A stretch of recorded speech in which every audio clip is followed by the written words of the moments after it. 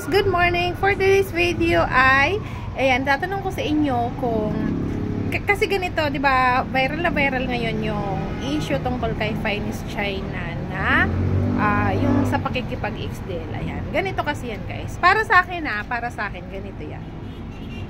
For example, ako makikipag-XDL ako. Dapat, sa una pa lang, sasabihin na, for example, yung business owner, kung anong business man yan, food, hardware, or kung whatever, ganyan. Tapos, kunwari makikipag-XDL. Kunwari, ang nag-reach out ay sa restaurant na, pwede bang i-promote mo yung ganito, yung business ko, and then, ang kapalit niyan ay free mong makakain lahat ng food na mayroon kami dito sa restaurant. Ganyan. Pero, ang pwede mo lang isama. Dapat kasi specific talaga tayo sa pakikipag-XDL. So, sasabihin mo na, pero ang pwede mo lang isama is mga dapat kami tatlo lang kayo. Ganyan.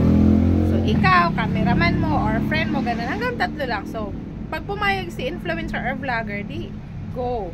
Pero kung kunwari si vlogger naman ang nag-reach out na gusto niya makipag-XDeal sa isang restaurant or kung anong business man yan, sasabihin niya na, pwede bang ganito, kakain kami dyan, or di kaya kung sa swimming naman or resorts, ganyan, pwede bang free na lang kami sa entrance or whatever sa accommodation, tapos ipopromote ko na lang yung business mo.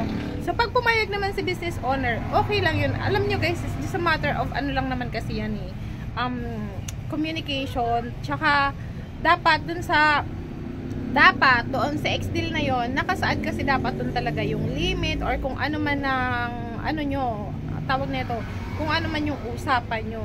So, ganyan. Tapos, kunwari, kung sa restaurant naman, magdadagdag si influencer or vlogger ng isang kasama, dapat i-inform niya rin yung may-ari. Ganon. Pero kung hindi kayo nagkakasundo sa usapan nyo, edi wag na lang ituloy. Simple. Kasi totoo naman talaga, guys. Syempre, lalo kung malaki naman din naman talaga yung community ng isang influencer, sa panahon ngayon, wala naman na talagang libre. At kung may nagpo-promote man ng iyong business na free, abay, sobrang magpasalamat ka na. Kasi, sa panahon ngayon, ang hirap-hirap makahanap ng libreng serbisyo. Kaya kung i-promote ka ng libre, di, be grateful. Pero kung nakikipag-XDeal ka naman, dapat kasi sa XDeal nyo pa lang, sa usapan nyo pa lang, dapat klaro na doon kung ano lang yung dapat at kung ilan lang kayo at kung anong pagkain or kung sa mga resort accommodation, as in dapat specific kayo dun sa pinagkakasunduan nyo, ganon.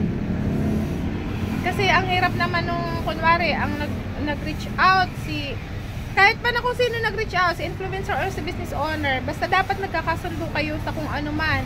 For example, restaurant, ayan, katulad nung kay Bye-Bye, nasabi, kung 20 person nga naman, tapos XDeals yun, tapos syempre, kung as a restaurant, ang dami naman talaga kasi nun. Pero kung pumayag si business owner, di, why not?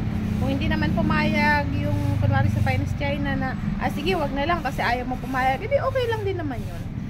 So, ganun lang din naman talaga yun. Pero para sa akin nasa pag-uusap talaga yan guys, ganun, sa XDeals. Kasi syempre, servisyo mo rin naman yung, pag-uusapan dyan. Diba? Yung iba nga, ang mahal-mahal ng sinisingil pero syempre, kilalang kilala kasi yun. Pag-promote pa lang talaga kasi marami kang makukuha sigurong sales pagka-promote ng isang influencer or vlogger, lalo pag malaki na yung community niya, malaki talaga yung benta na maiambag. Basta ganun. Kung pumayag si restaurant sa XDeal na 20 katao, edi go. Pero kung ang nag-reach out naman si influencer, tapos ganun yung gusto niya, ang napagkasunduan ay 3 tao lang, pero nagsama siya ng 20, mali naman talaga yun. Pero kung una pa lang pumayag na 20, sige, game. Ganun. So, yun lang. Basta it's just a matter of lang yun talaga guys, pag-uusap. Dapat klaro.